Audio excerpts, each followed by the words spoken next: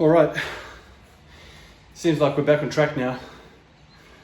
I was having doubts that this session was going to be a bad one as well, purely because the warm-up didn't feel all that well. And then I started thinking to myself, Dan, what if these farmers carries have a longer lasting effect? What if this is going to be a week-long recovery? But it's not as bad.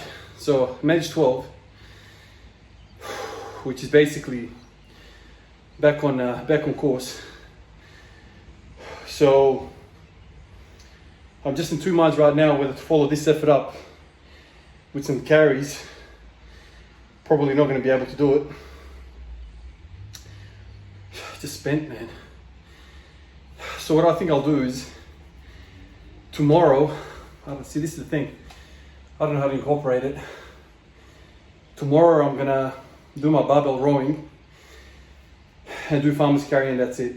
I'm gonna try and merge those two things together and try and coexist both of them. This set right here, even though my breathing is bad, glutes, hamstrings, quads, core. Very, very core. Very much responsible for the failure there at the end.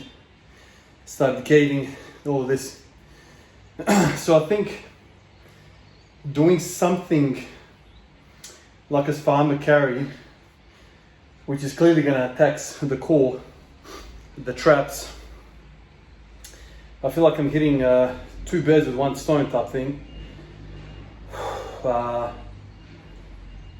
I'm going to try and do that. I'm not 100% sure if this is going to be survivable.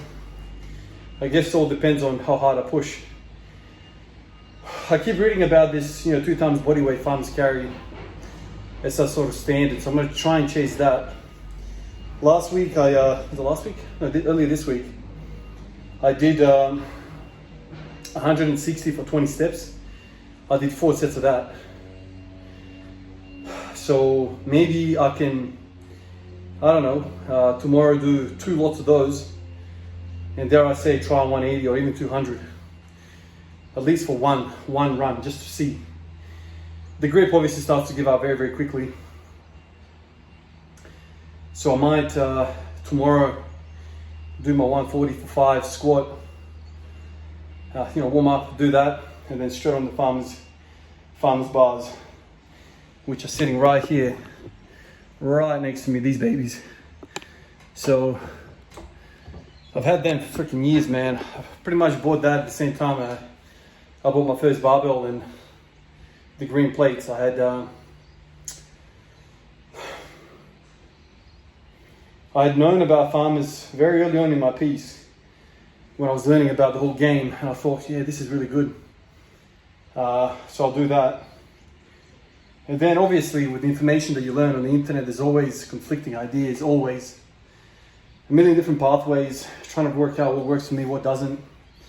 Moved away from it, basically carried from house to house. We moved, 3 houses we moved over the last 10 years, Finally we're settled in here, but I was always taking them with me. I always had a feeling that I'd come back to them one day. Too good of a piece of equipment to not have in your arsenal. And obviously, like you guys know, there's a lot of exercises that are not compatible with squat every day. Squat every day, I admit, always have.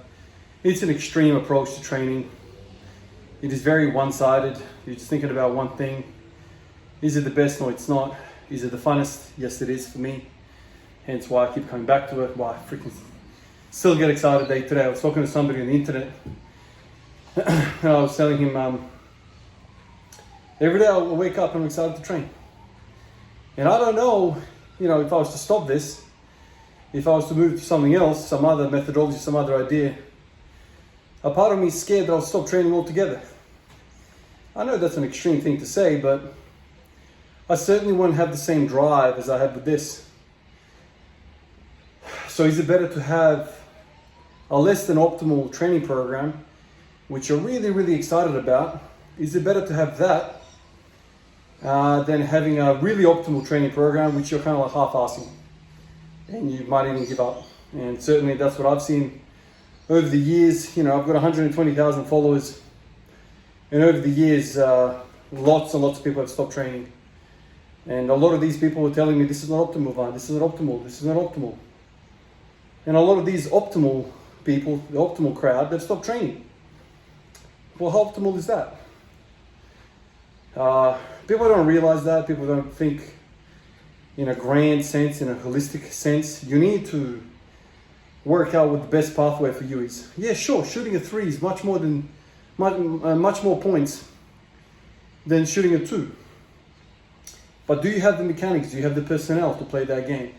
If you don't have it, I don't really care what optimal is, dude. You need to cater to your team. I just finished watching Nuggets and Lakers. Nuggets are a team that play to their advantage, and it's a beautiful thing for me to see. I love Jokic, my favorite player. I get very much excited. He was my favorite player very early in the piece. Man, second or third year in, when I saw the passing, when I saw him working from the high post, it was a beautiful game to watch. At the time, I was so upset with Houston Rockets and James Harden offense, even though he's a spectacular offensive weapon. I can't watch the guy dribble up the court, hold the ball for 18 seconds, dribbling through his legs, step back, shoot. You're an incredible player, but that's unwatchable to me. That is unwatchable. That is not what the game of basketball is about. And that is not winning basketball, because you can't do that a million times.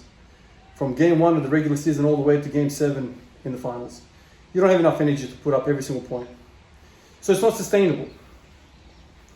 So playing to your advantage, Jokic is not the best athlete, yet he makes it work.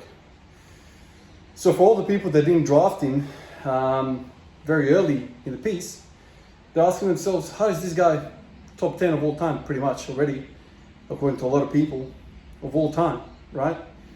How the hell? He doesn't fit the prototypical NBA player, the athletic body he doesn't have. He makes it work for him. And that is kind of why I get attracted to him. Like, my squat everyday journey is kind of in the same ilk as that. It is not optimal, but optimal is not what's required to be a champion. It's not. You have to make it work for you. And so I really kind of encourage people to chase what they really want to do.